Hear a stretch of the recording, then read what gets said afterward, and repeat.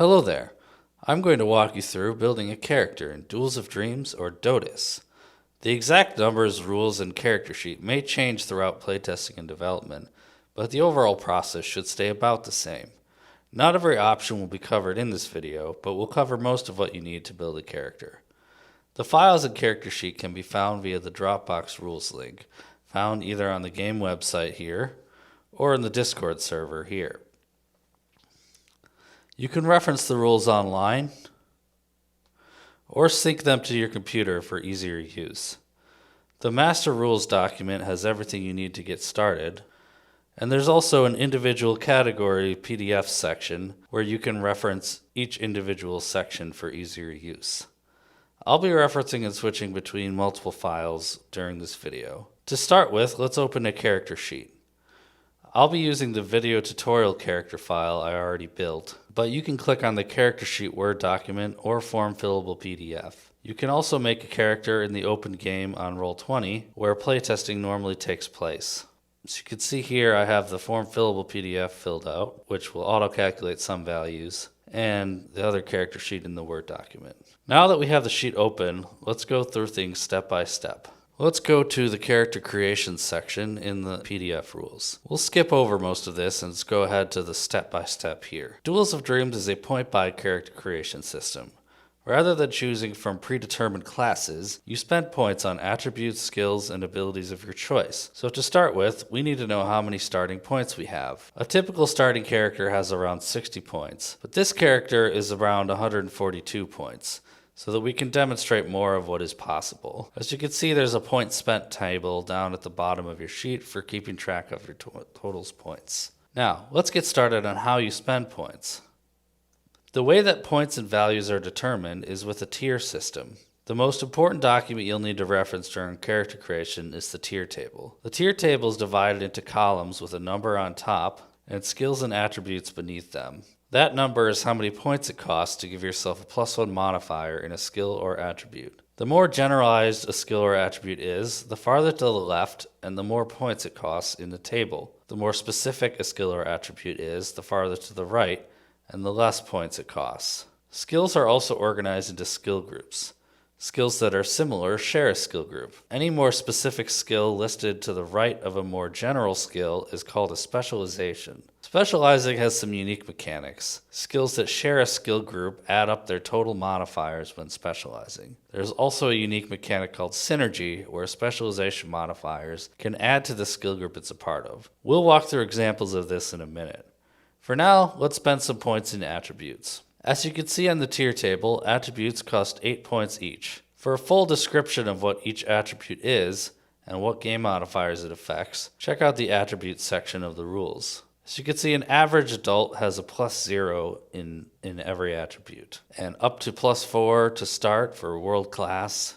We're not going to get that high, but let's go back to the sheet. So as you can see, we gave ourselves +2 in strength, +1 agility, +1 in toughness, and +1 wit. For a full description of what each of these do, check the second page here and what modifiers they affect. From here, we're going to determine our derived attributes. The full description of each is here as well as which attributes add together to form them. Derived attributes are a combination of attributes. In addition, on the character sheet, there are colored dots next to each attribute. Matching the color dots next to each attribute on the left to the color dot on the right in the derived attribute column indicates which attributes are added together to determine the derived attribute modifier. So, this red dot strength plus this red dot size is our total power modifier. The rest are added up the same way. The exception is move, which has a base of 5 plus these modifiers, total of 7, and CP, which is reflex plus 4. Again, we can reference those here. We also gave ourselves +1 in movement speed for 4 points, an exception to a normal attribute, and +1 in KO versus incapacitation for 2 points. On the sheet, I wrote that in spells and abilities for reference during gameplay, but we'll go over the skills and abilities table next. So let's get started there. To start with, let's walk through what some of these columns mean. The 7421 column here is an abbreviation of the most common tiers that you'll spend on skills. So you can write in any positive modifiers in the column that's relevant for that tier here. As you can see, we added +3 here for all combat, +3 for melee combat at tier cost 4, etc. From there, the total cost of the modifier is multiplied by the tier cost, which is filled into the cost column over here. So 3 times 7 is 21, plus 3 times 4 is 12, etc. Now let's move on to what a specialization is. The dashes listed here show which skills are under what skill group, and thus which skills are considered a specialization. As you can see on the tier table, all these skills here are a part of all combat, as they have the dashes here. When specializing, any modifier in a skill to the left that shares a skill group is added into the total of a specialization. So the +3 in all combat adds to the +3 in melee combat for +6, and so on. But before we add everything up, let's also walk through what synergy is. Synergy represents the skill gained in a similar skill when specializing. Every +3 in a specialization adds +1 to the skill a tier above it that shares a skill group with it. As you can see, we've added a +1 in the synergy bonus column to the skill a tier above each specialization. So melee combat +3 gives +1 to all combat. Arming sword and kite shield at +3 gives +1 to melee combat. Disarm at +3 gives +1 to arming sword and kite shield. Keep an eye out for changes in the math and mechanics of specializing, and especially synergy, as different variants are still being play tested. One you might see is a synergy offset. This is a -1 in the synergy self column of a specialization whenever a +1 synergy is given to a skill above it. For example, this +1 in all combat may give itself a -1 in synergy self to offset this bonus so you're not getting a free +1. For now, we're not using that variant, but it may come back. You could check for rules and variants as they progress in the character creation rules under each section. For example, here we may have different skill caps, different rules for synergy, etc. Now let's add everything up based on what is a specialization and what's synergy. We determine totals by adding from left to right in the rows of each skill. We have +3 in this skill in all combat, then +1 from synergy for a subtotal of 4. We then move that subtotal into the above sub column here and add those up from left to right. So +3 +4 +1 is 8, etc., etc. Disarm is an exception, as it's a weapon maneuver specialization. You can learn more about those in the combat section of the rules later. But for now, this +3 is added to disarm rolls, but doesn't add up to the total of a shared skill group when calculating your proficiency total. Now, this gives us a good segue into briefly explaining what each skill and specialization here means. All combat is the modifier for attack and defense rolls for melee or ranged combat. For specializations of all combat, the total skill modifier on the right is the base CP or combat points used during combat. You can see we filled that in up here, but we'll get to that later. Combat points are split in 2 halves during combat to determine your positive modifier when rolling attack and defense rolls. More of that to be found in the combat rules section. I'm going to go ahead and switch to where some of this is in the rules so that you can follow along. I'll go down to the skills section and then go down to skill descriptions. Now, melee combat includes the CP for any or combat points for any melee weapon, including grappling. Arming sword and kite shield is a specific weapon specialization. A specific weapon here refers to a form, fighting style, or proficiency that includes what you're doing with both hands. In this case, fighting with a kite shield and an arming sword. Weapon maneuver is a specialization of a specific weapon already chosen. It's a modifier added during combat to a maneuver. Maneuvers are different types of attack and defense actions you could take during combat. You could find full description of these and other skills in this skill section. There you can also find what attribute is added to each skill, which brings us to the final part of this skill table, where we fill in the attributes and the relevant modifier for each skill. As you can see, we've already added everything up. For example, combat skills all use the AP or action point modifier as their base. Added up, we have the subtotal 4 plus 6 for 10, subtotal 8 plus 6 for 14, subtotal 12 plus 6 for 18, etc. We've also filled in a number of non-combat skills using the same process as combat skills, but with different modifiers. As you can see here, we have an exception with a skill at the 1/2 tier. At this tier, for 1 point, we can get a +2 modifier. There's also room in the 1/2 and 1/4 tiers for custom specializations of existing skills that you can make up and work out with your GM. For example, climbing urban buildings, bartering as a part of social skill, knowledge arcana, specifically to identify magic items, really whatever you can come up with, there's room for that. We already factored these in, but as playtesting continues, various skill caps and specialization restrictions may exist and fluctuate in the rules. You can read them here. Right now, the restrictions that are important are the following. A specialization cannot exceed the modifier of a skill group it's a part of. That means if you want +3 in a specific weapon, such as the arming sword and kite shield here, then you need to have a +3 in melee combat and also a +3 in all combat. A likely variant for playtesting is that this restriction only applies at tier 4 or lower, or not at all, or perhaps can't be more than +2 above a thing. So maybe melee combat could be +5 if all combat is at +3, etc. Again, keep an eye out in the rules for these changes, as they'll probably be occurring a lot in the next couple of playtests. The other restriction is that no specialization at tier 2 or below can exceed +4, so that a maneuver can't be too broken, etc.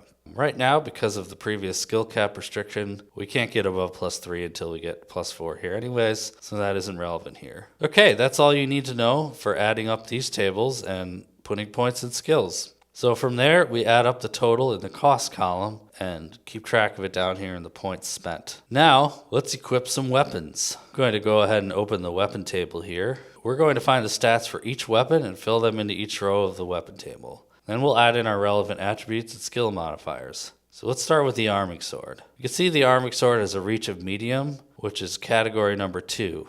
If you go down a page, you can see the full description of what these abbreviations mean and how reach works. But for now, we've went ahead and filled this in to the sheet up here, arming sword medium 2. Hand is which hand you're wielding the weapon in. If you're using something in both hands, it's often easiest to use a separate row for each thing in each hand, or you can cram them together if you'd like. CP stands for combat points. This is the total skill modifier from below once you've added everything up, plus or minus any AP modifiers, which may happen from equipment such as shields or armor or heavy weapons. Again, we've added all that up already.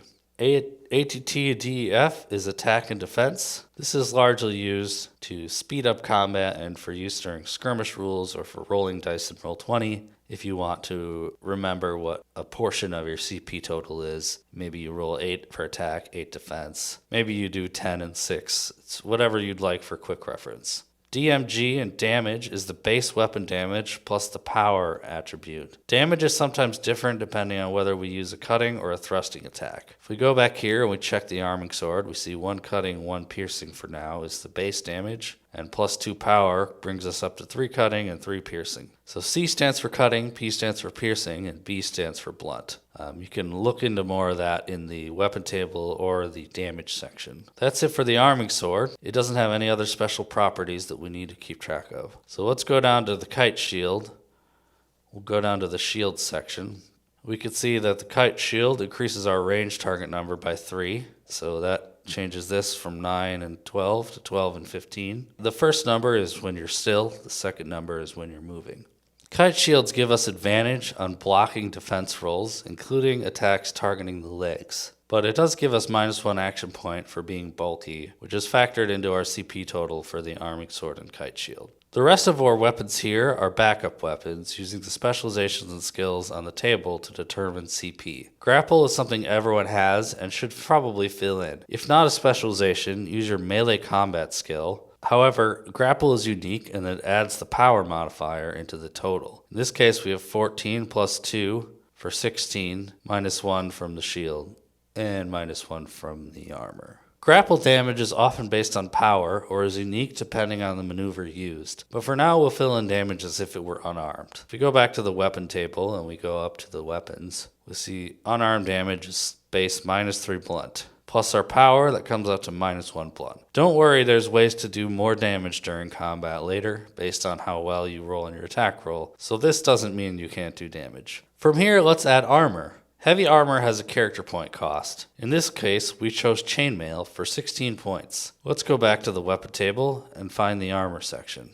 We see chainmail here. The values listed here on the table are what we fill in for the armor value on our sheet. So we see this is the number versus different types of damage. So cutting damage, piercing damage, blunt damage, energy damage like magic, etc. So we see 6, 4, 3, 5. Let's go back to the sheet. We've gone ahead and filled that in the AV armor value equip section. From there, we add our body attribute, which is +1 for the damage reduction total, the DR total section right here. So we see we have 7, 5, 4, and 6. There are also other modifiers that armor gives, such as a stealth penalty and a mobility penalty. So we want to track those on the sheet as well. The stealth is -5 and mobility is -2. That's it for armor. The final step is determining core combat skills. Over here on the left, we have enemy detection, passive detection, which is just enemy detection +7, mobility, and stealth. To start with, let's look at the total modifier for each in the skill table, then add in any modifiers from equipment. So we could go down to our awareness enemy detection. We've added that up using our skill plus our wit attribute for a total of +3. So we filled that in. Enemy detection is +3. Passive detection is what you use when other people try to roll stealth against you to notice people sneaking up on you, which is just enemy detection +3. Enemy detection is used to actively search for someone. Now we have stealth. You can see here our stealth is pretty good. 7 +2 from reflex is +9. However, we've got -5 from armor, bringing our total down to +4. From here, we have mobility. As you can see, our general mobility skill is +5, and our modifier for mobility with chainmail is -2, for a total of +3. Looks like we missed that one, but that's okay. And that's it. You're all set and ready to play. I hope you'll join us sometime for a playtest, or better yet, even try running your own games with your friends. I'll see you in Discord, and thanks for watching. As a final note, let's walk through what it's like to make a character in Roll20. You can get here by going to the Discord server, going to the rules link and clicking on the open campaign, or you could go to the upcoming games, click on pinned messages, and join the game from there. From inside here, you could type in this command, !car sheet, to give yourself a character sheet. Go down here and find it at the bottom, open it up and edit it.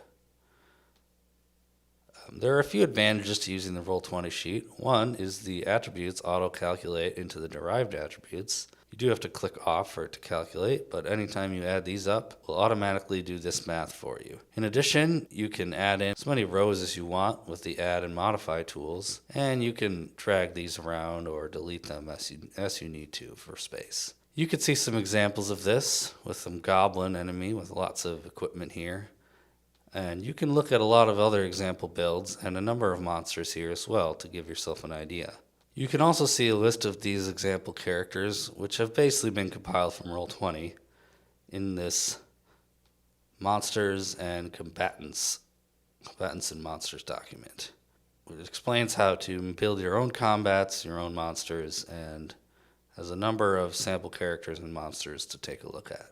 I hope this helps.